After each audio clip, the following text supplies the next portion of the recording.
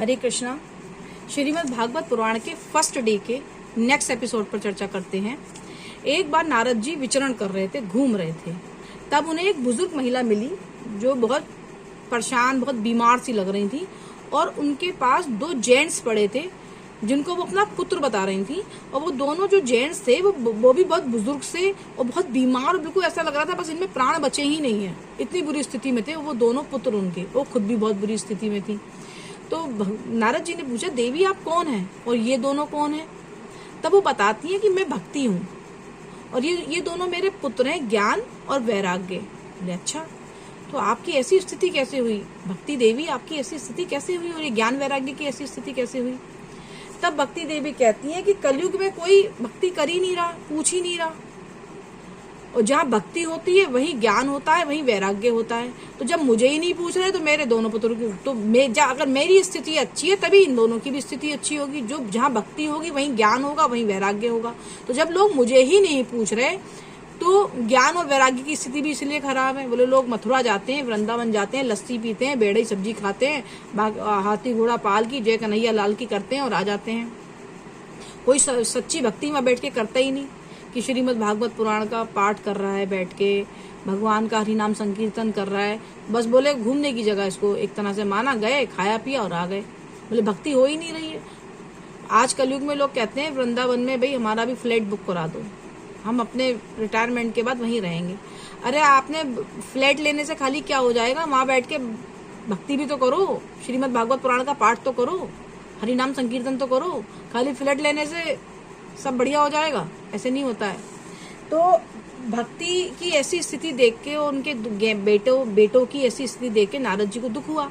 तो उन्होंने उनके कानों में, उनके दोनों बेटों के कानों में गीता के श्लोक बोले, वेद के श्लोक बोले, उपनिषद बोले कुछ। तो थोड़ा सा वो हिले डुले, बहुत ज्यादा नहीं, थोड़ा सा हिले डुले।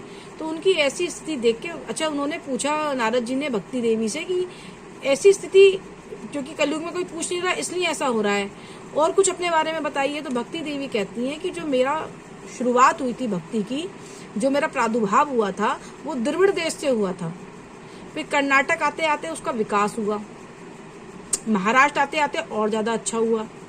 लेकिन जब गुजरात पहुंची भक्ति तो लोग वहां पे व्यापार करने में बहुत बिजी थे, वहां देह पूजा में लगे थे, देव पूजा में नहीं लगे थे।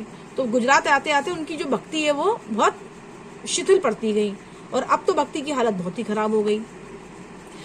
तब ये जो नारद जी हैं भक्ति देवी को वृंदावन लेके गए उनके दोनों बेटों के साथ। तो वृंदावन जाके जो बूढ़ी अवस्था में थी भक्ति देवी वो यंग हो गई, जवान हो गई। उनकी स्थिति पहले से काफी अच्छी हो गई, लेकिन सुंदर अभी भी नहीं हुई।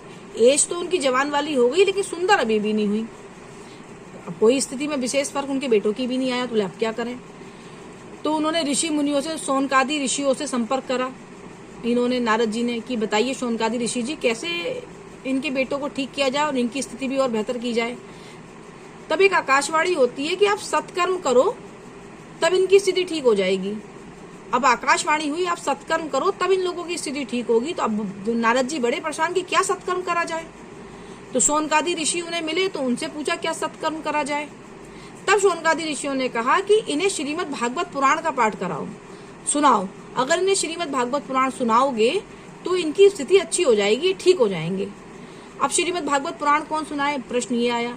तो बोले बद्री विशाल जी में चतुष्कुमार हैं, आप उनके पास जाओ, वो इन्हें श्रीमद् भागवत पुराण का पाठ सुनाएंगे तो इनकी स्थिति ठीक हो जाएगी। ये स्थिति है भक्ति देवी की और उनके दोनों पुत्रों की। तो वो बद्री विशाल जी गए, चतुष्कुमारों से बड़ी आराधना करी, बड़ी विनती करी, रिक्वेस्ट करी। तब चतुष्कुमारों ने हरिद्वार में एक आनंद आश्रम जगह है, वहां पे श्रीमद् भागवत पुराण सुनाई। वहीं भक्ति देवी आई, वहीं उनके दोनों पुत्र आए और तीनों की स्थिति बहुत अच्छी हो गई।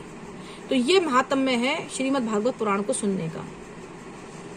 भक्ति देवी का श्रृंगार ही तब होता है जब, कहते हैं भक्ति का श्रृंगार कब होता है? जब आपका श्रवण बहुत उच्च कोटि का होता है, बहुत ध्यान से मन से सुनते हैं। कहते हैं कि पहले तो श्रवण बहुत अच्छा करिए आप।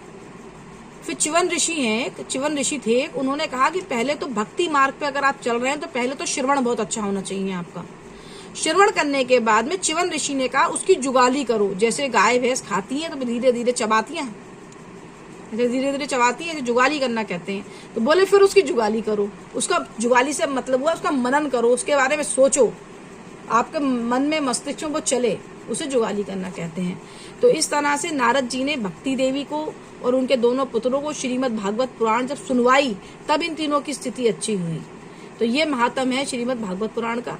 अब हम मिलेंगे श्रीमद् भागवत पुराण के फर्स्ट डे के नेक्स्ट एपिसोड में, क्योंकि फर्स्ट डे के ही कई एपिसोड बन रहे हैं, क्योंकि हमें 10 से 15 मिनट की वीडियो बनानी होती है, तो एक दिन में पूरा नहीं हो पाएगा, ये कई एपिसोडों में पूरा होगा। तब तक के लिए हरे कृष्णा।